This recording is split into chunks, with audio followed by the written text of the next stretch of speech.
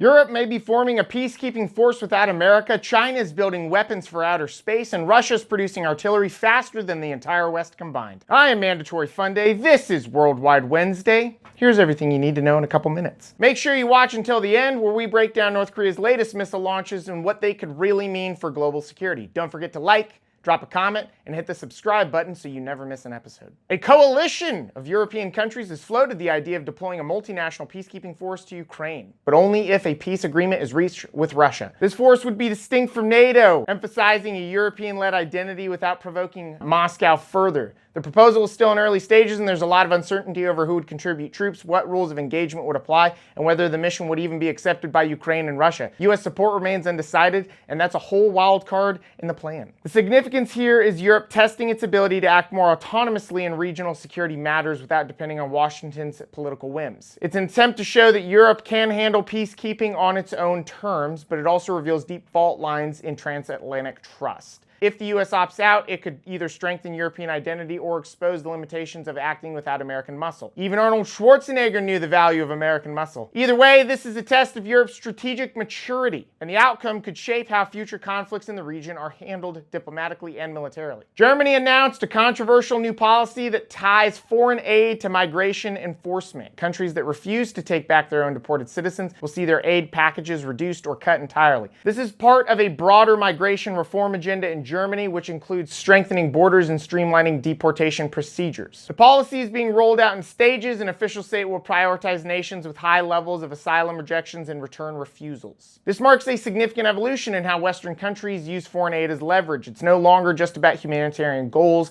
it's now a political tool to enforce migration discipline. Critics argue that this approach undermines developmental goals, but supporters claim it holds nations accountable for their citizens. In the bigger picture, this could become a model for other EU countries facing similar migration issues, tightening Europe's external borders through financial pressure rather than just physical enforcement. If this works for Germany, you can bet to see our migration return policy also being adjusted. Currently, ours is similar to Target's return policy: 30 days, no receipt. Really quick, if you like what you're seeing, if you like my channel and you want to support me further, you can head over to themandatoryfunday.com. We've got merchandise. We also have a members section of the website. Members get 20% off your entire order, all merchandise, all purchases forever, and we've got exclusive content. Videos that we can't show here. I am fully clothed in them, don't worry. This week's exclusive content is on a European-led peacekeeping force in Ukraine, and I'm saying stuff there for members that I cannot say here. We also have a link to order regulation compliance shirts that you can wear under your uniform. But let's get back to the video. NATO has turned its gaze north, signaling its intent to significantly expand operations in the Arctic. This likely has something to do with Russia's new interest in the Arctic, or not new, but expanding interest. The alliance is considering a new joint force command to coordinate military planning and rapid response in the region. This comes as melting sea ice opens up previously inaccessible routes and makes the region more navigable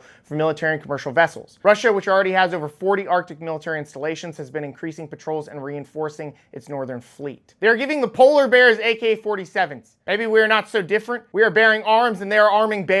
Why does this matter though? Well, it's because the Arctic is quickly becoming the next big geopolitical prize, with energy resources, shipping routes, and military choke points all up for grabs. NATO's shift north is both a response to Russian activity and a preemptive move to counter Chinese interests. In the polar Silk Road, it's also a statement. The alliance won't ignore strategic frontiers just because they're frozen. If tensions escalate, the Arctic could become a silent theater of cold confrontation. The next Cold War won't be nuclear tension, but Elsa's old estate in the Arctic. Let it go. Let it go. Several NATO countries, including Poland, Germany, and the Baltic states, have announced major increases in defense spending, with some already exceeding the 2% of GDP threshold. There are also active discussions within NATO leadership about officially raising the minimum spending target to 2.5 or even 3%. These shifts are being driven by lessons learned from Ukraine, increased threats from Russia, and broader instability in the Middle East and Asia. Governments are also facing growing domestic pressure to invest in modernizing outdated military equipment. Military drones have to be controlled with PS5 controllers, so younger recruits will actually pay attention during training. This is more than just budget math. It's a cultural shift. For decades, defense spending in many NATO countries lagged behind because peace felt permanent. But now, with a war at Europe's doorstep and global flashpoints multiplying, member states are realizing that underfunded militaries come at a cost. Increasing the budget isn't just about tanks or jets, it's about deterrence, credibility, and preparedness, which is exactly what I'm going to tell my boss when I ask for a raise. The next few years could redefine what it means to be a NATO-ready country. The U.S. has secured a framework agreement with Panama that gives its warships toll-free priority passage through the Panama Canal, with minimal pileups. This deal allows the U.S. Navy to bypass civilian traffic and mobilize faster between the Atlantic and Pacific Oceans. The move comes amid increasing Chinese influence in Latin America, where Beijing has invested heavily in ports, infrastructure, and economic partnerships. The agreement will take full effect later this year, and it's expected to become a cornerstone of U.S. regional strategy. Strategically, this deal is a quiet but critical win for the U.S. In the event of a crisis in the Pacific or Atlantic theaters, faster ship movement could be a game changer. It also reinforces Washington's commitment to maintaining regional influence in the face of China's Belt and Road diplomacy. Beyond that, it strengthens the U.S.-Panama relationship, positioning the canal as more than just a trade route. It's now a key military asset in a 21st century power competition. Their only requirement is when the canal is being used, we have to listen to Van Halen's Panama on repeat. China is pushing the frontier in space-based military technology, developing anti-satellite weapons, orbital jamming systems, and potentially nuclear-capable satellites. Satellite imagery and intelligence assessments show several new military space assets launched in the past year alone. Those capabilities would make Dr. Evil proud. These technologies are designed to disable, blind, or destroy enemy satellites, the backbone of modern military operations. China has also been testing advanced kinetic weapons. Advanced kinetic weapons utilize the energy of moving objects to cause damage, and let me tell you, boy, I cannot relate whatsoever. In low Earth orbit, sparking concern in US and NATO security circles. Is this what keeps interrupting my dish TV? This is a massive escalation in the race for space dominance. Satellites aren't just floating hardware. They run communications, targeting systems, missile defenses, and global surveillance.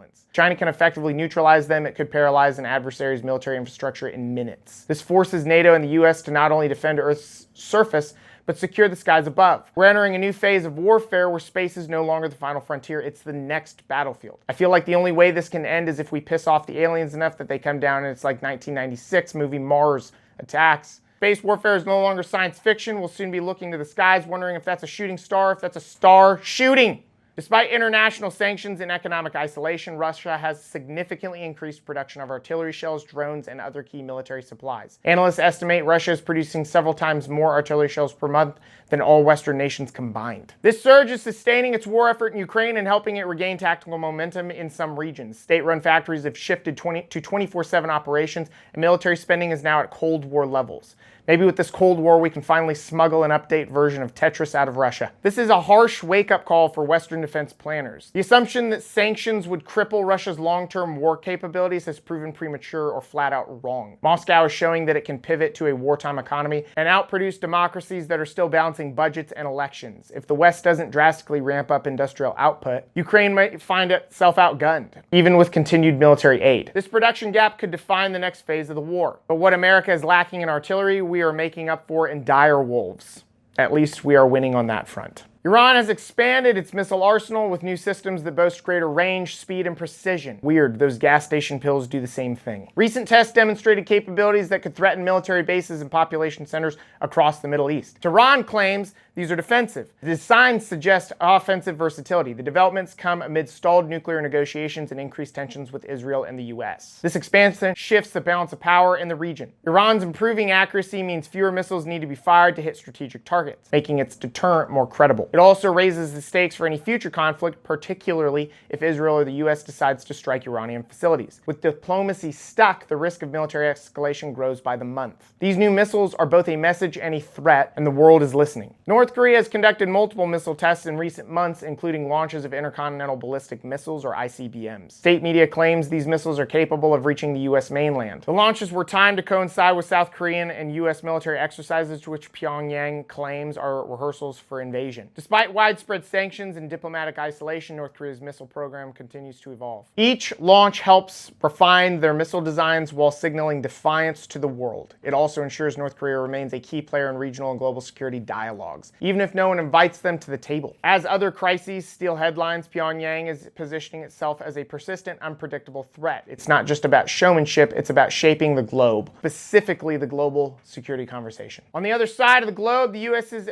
Around Find Out initiative offensive is in full swing, ready to reply to any of those missiles capable of reaching our mainland, if they are capable of reaching our mainland. From Europe's diplomatic gambits to outer space weapons and a global arms race, the world isn't slowing down. If this video gave you something to think about, I don't know why I just touched my face. That was weird. Don't judge me. Make sure you hit the like and subscribe button so you don't miss the next one. And if you want more, check out these videos, the other videos I've done on geopolitics. Make sure you leave lots of comments too. I'll read anything you guys write me. Sometimes I cry when I read it, but that's okay. Thank you for watching, and I'll see you next time. Hey!